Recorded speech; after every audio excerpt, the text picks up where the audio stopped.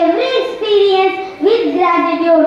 Let us find joy in the good times and wisdom in the difficult ones.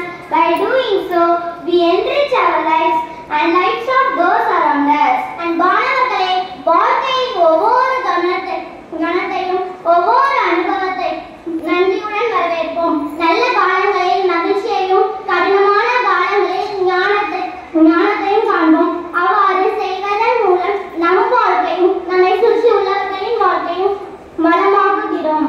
In the book of Romans, Saint Paul encourages us to welcome one another just as Jesus Christ has welcomed us. We too once were strangers to God, but Jesus welcomed us. He made us feel at home with the Father. Let us open our hearts and welcome each other. புனித பவுல் ரோமருக்கு எழுதிய கடிதத்தில் இயேசு கிறிஸ்து நம்மை வரவேற்றது போல் நாம்